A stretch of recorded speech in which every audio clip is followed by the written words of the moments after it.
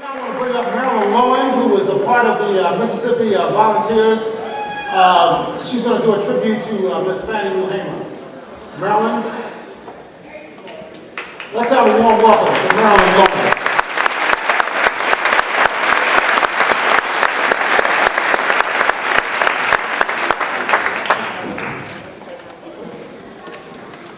Short mic. Can you hear me? Okay, hi. All right, I'm on the Mississippi Vets Board. It's an active organization of people who were in the movement and young people.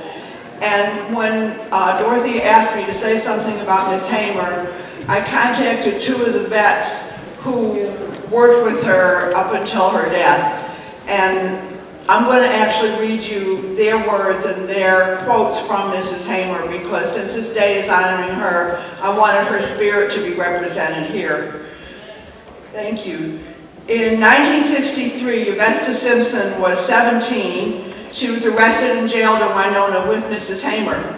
They were returning from attending a citizenship school in South Carolina with Septima Clark and Miles Horton. The citizenship school was teaching what it meant to be a citizen in this country. An important part of this was registering to vote, because since Reconstruction ended, voting had totally been denied to African American people in Mississippi and many other places. People got killed when they tried to register people to vote. People were lynched because the vote is such a powerful thing. People were willing to die to have the right to vote, to elect people who would be fair and just, no matter their color.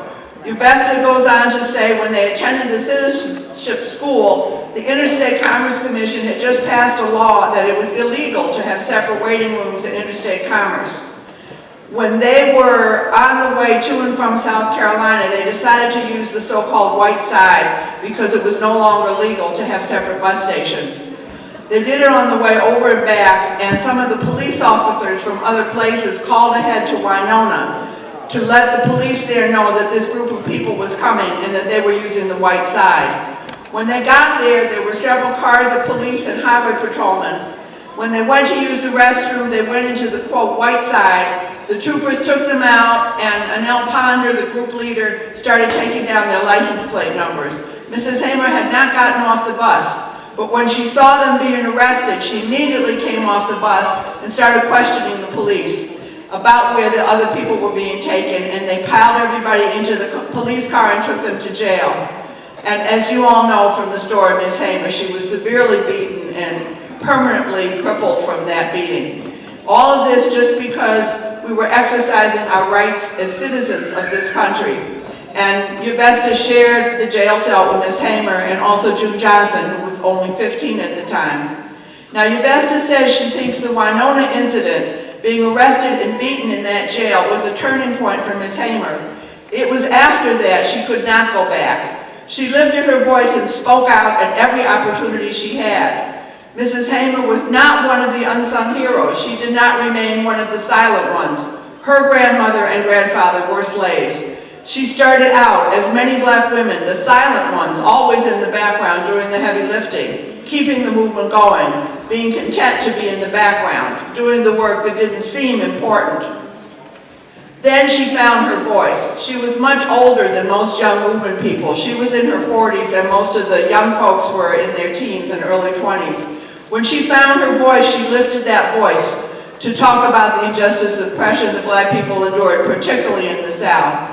And Yvesta thought about it, and she said what she would sum up about Mrs. Hamer is she is a woman of faith and strength and courage.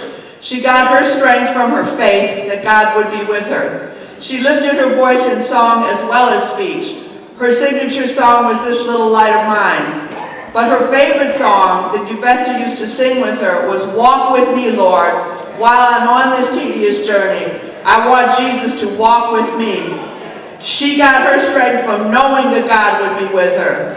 When she asked in that song, walk with me, she would say, you make one step and God will make two. She also got her strength from her family. Her husband, she always called Pap, was her support system. He was always in the background and he proudly supported her. His support allowed her to do what she did, to be in the movement and give speeches all over the country. And she said he always stood proudly in her shadow. I think one of the main reasons he was standing in her shadow, said Yvesta, is because she loved him and respected him as her husband and her partner. Her courage came from just knowing that what she was doing and what everybody in the movement was doing was right.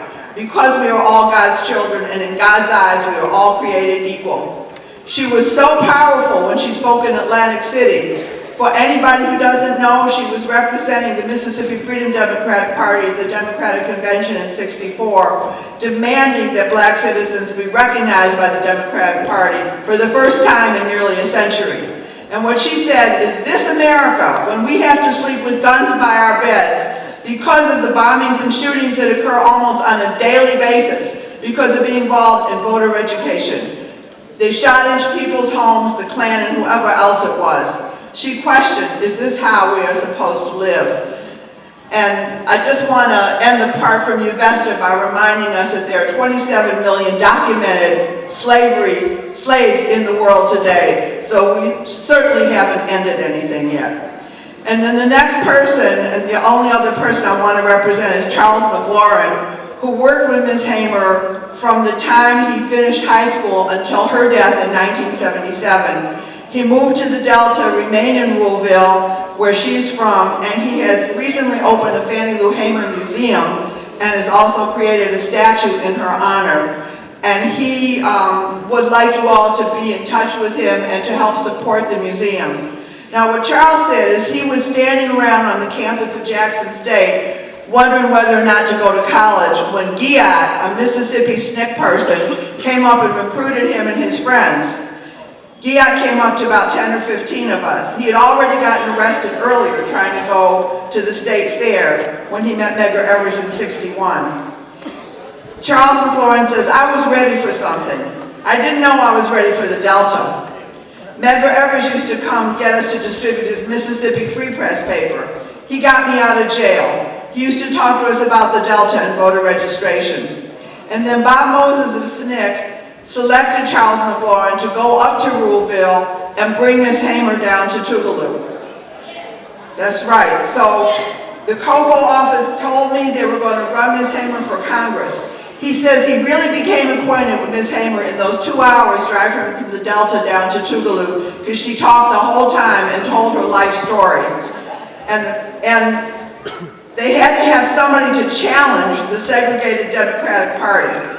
Now, the 2nd district that she was representing was a predominantly black district and had been represented in the Congress of the United States during Reconstruction times by the black Congressman John R. Lynch. From that time forward, the gerrymandering, the terrorism, the lynching had stopped people from having representation. It was Mrs. Hamer who, among others, stood up to resume control of that section of the electorate for Mississippi.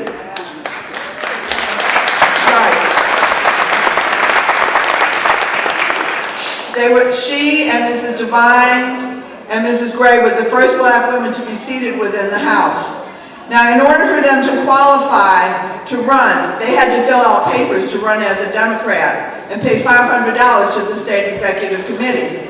They had to name a campaign manager, and Charles McLaurin says that's how he became the campaign manager.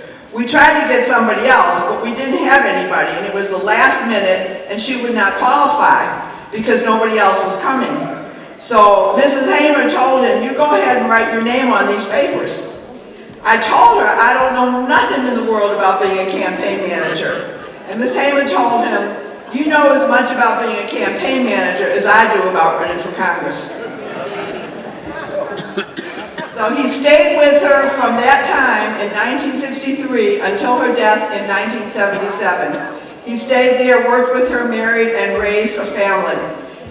They built, when her house was burned down by the racists, they built her a house in Ruleville. They took the first money from Freedom Farm and built her a house on Fanny Lou Hamer Drive.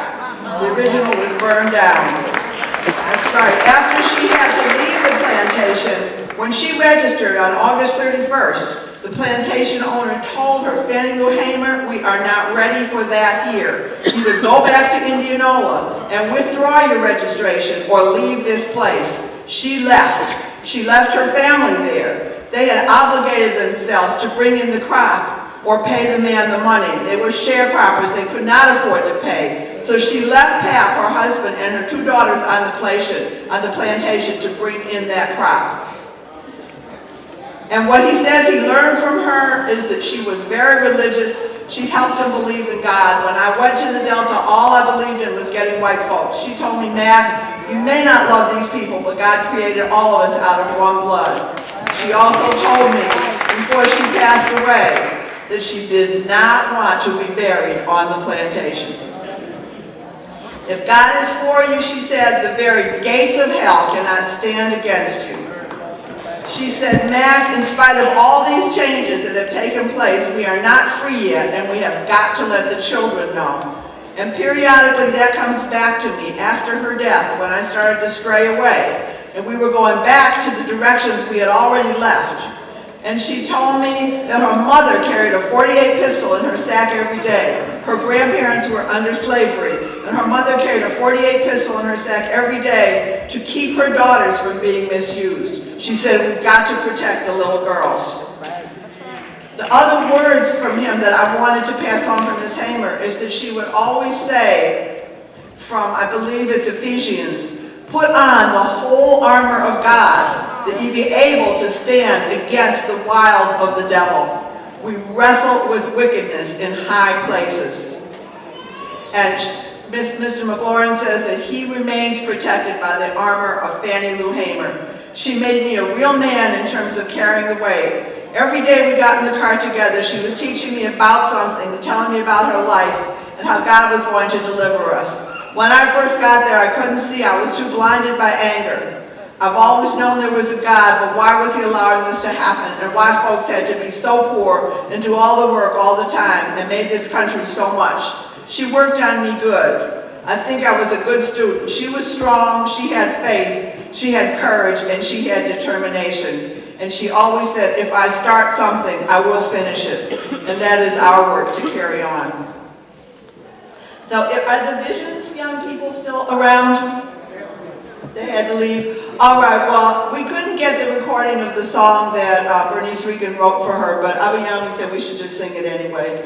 So this is a praise song that Bernice Regan of SNCC, Freedom Seekers, wrote for Miss Hamer, and it's just calling her name to remember her. So if you could just sing her name with me, it would be wonderful. Fanny Lou Hamer, Fanny Lou Hamer, Fanny Lou Hamer, Fanny Lou Hamer. She came by here, but she couldn't stay long. Helped a few more black people walk free. Fanny Lou Hamer, Fanny Lou Hamer, Fanny Lou Hamer, Fanny Lou Hamer. Thank you very much for that.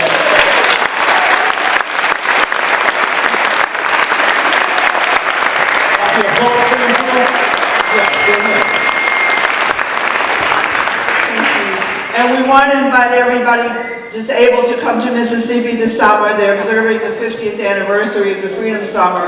And John Hardy, who's a Mississippi vet here in Detroit, has made us a lot of copies of the program. So we will have these available for you if you want to know more about that gathering. And also the Museum for Miss Hamer in Ruleville, you can find that online as well. Thank you.